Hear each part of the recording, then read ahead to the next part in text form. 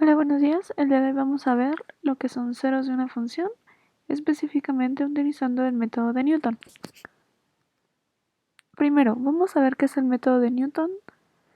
Es una aplicación del cálculo diferencial que se utiliza para hallar los ceros de una función derivable de enésimo grado con la precisión deseada, ya que es una extensión directa del método del mismo nombre para buscar ceros de funciones de una variable. El método de Newton asume que la función f sea continuamente derivable y que se conoce la derivada de una función. Este método puede no converger si se comienza con un valor muy alejado de la raíz. Sin embargo, si converge, lo hace mucho más rápido que el método de bisección, por el número de dígitos correctos se duplica en cada iteración. El método de Newton también es útil porque se generaliza para problemas de dimensiones altas. Podemos observar que el método de Newton nos dice que es la función va a ser igual a la función de x0 más x menos x0 por la primera derivada de x0 más un medio de x menos x0 por la segunda derivada de x0 y así sucesivamente. Trucando la serie a primer orden e igualando la función a 0 se tiene que x es igual a x0 menos la función de x0 sobre la primera derivada de x0. Este último es lo que vamos a estar utilizando para el método de Newton. Este método es similar al de la secante. La diferencia esencial radica en que la secante utiliza el método de diferencias divididas para aproximar la primera derivada. Este método es muy similar al método babilónico y se basa en una repetición, o sea, se divide y se saca el promedio y se repite sucesivamente. Se vuelve a dividir, se vuelve a sacar el promedio una y otra vez. En este método, la primera aproximación es muy precisa, sin embargo, en las posteriores va existiendo un error. El método de Newton, o conocido como el método de Newton-Raphson, asume que la función f de x es derivable sobre un intervalo cerrado a, b. Entonces, la función tiene una pendiente definida y una única línea tangente en cada intervalo del punto a, b.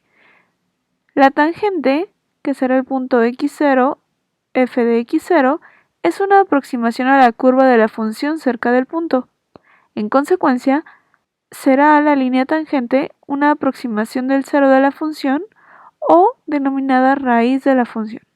Es decir, esta es la línea tangente que vamos a tener. Este va a ser el punto en el que convergen la función y la línea tangente y tendremos una aproximación a la raíz de la función o al cero de la función, recordando que la raíz o el cero de la función es el punto en donde nuestra función cruza al eje x. ¿Qué nos dice el teorema de Newton?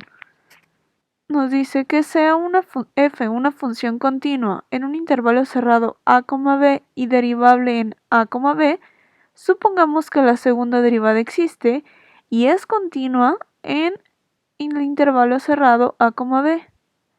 Es decir, para que esto sea correcto, debe cumplir con dos condiciones: que f de a y f de b tengan signos contrarios, y la primera derivada y la segunda derivada nunca sean cero en el intervalo a, b. Entonces existe exactamente una raíz c de la función igual a 0 en a, b. Y si x1 se escoge de manera que a sea menor que x1 menos f sobre x1 entre la primera derivada de x1 y esto sea menor o igual que b, entonces la sucesión de x1, definida recurrentemente por x n más 1, será igual a xn menos f de xn sobre la primera derivada de xn. De aquí hablábamos que podíamos derivar hasta la enésima función. Un ejemplo.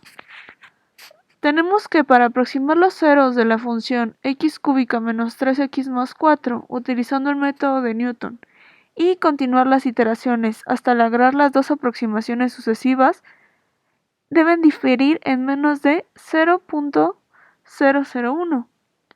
¿Qué tenemos que hacer primero? Un esbozo preliminar de la gráfica, la cual nos muestra que existe un cero de la función en el intervalo cerrado menos 3, menos 2.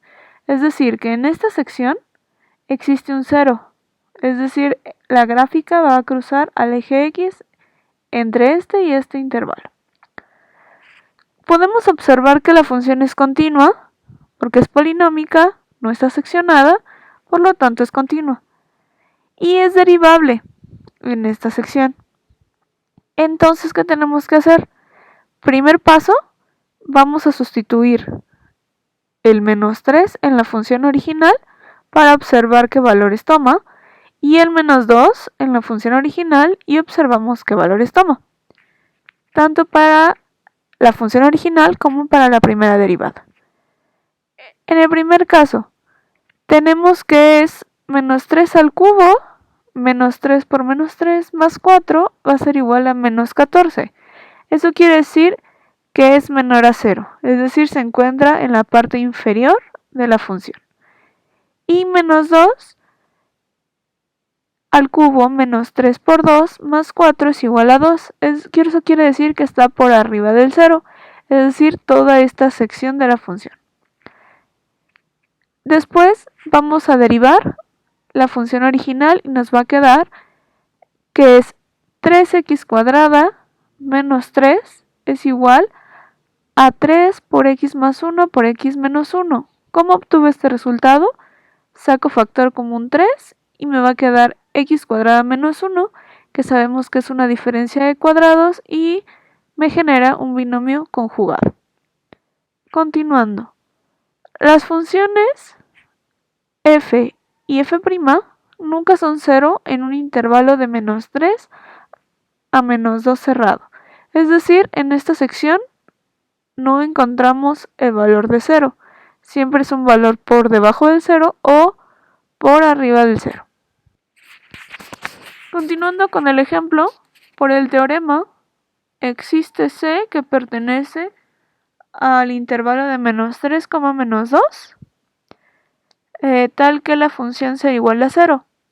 De la fórmula iterativa tenemos que x subíndice n más 1 es igual a xn menos f de xn sobre la primera derivada de xn y que nuestra función original es x cúbica menos 3x más 4. Por lo tanto, ¿qué puedo hacer? Puedo sustituir. Sustituyo en mi función original, tengo xn menos x al cubo de n menos 3x a la n más 4 sobre la primera derivada de esta, que es 3x cuadrada a la n menos 3. Es decir, estoy sustituyendo la primera función o la función original en la parte superior y quedamos que en la parte inferior íbamos a poner la primera derivada de dicha función. Esto, resolviéndolo, nos queda como 2x cúbica a la n menos 4 sobre 3x al cuadrado menos 3. Esto ya restándole xn. Ahora, tomando como aproximación lineal x1 igual a menos 2.5, podemos calcular algunos términos de la asociación de xn, dando valores a n en la fórmula de iteración, en la primera fórmula, la fórmula que hicimos en la parte superior. Esto es para n igual a 1, n igual a 2 y n igual a 3. ¿Qué es lo que vamos a hacer? Vamos a sustituir el valor de x por menos 2.5 en el primer ejercicio y obtenemos un valor de menos 2.238. Ese es nuestro primer resultado. Ahora, ¿qué vamos a hacer con las iteraciones? Tenemos que ir sustituyendo ese valor que encontramos en n igual a 2 y obtenemos que es menos 2.196. Otra vez sustituimos este valor en n igual a 3 y observamos que nuestro resultado es de menos 2.195. Por lo tanto, podemos estimar que el 0 de la función es c igual a menos 2.195, dado que dos aproximaciones sucesivas difieren en la cota prefijada de 0.001. Eso quiere decir que el método de Newton se cumple y que el valor por donde cruza el 0 de dicha función exactamente es en menos 2.195. Este método es muy útil cada vez que se quiere obtener exactamente el valor del cero. Esto es todo, espero les haya gustado, hasta luego.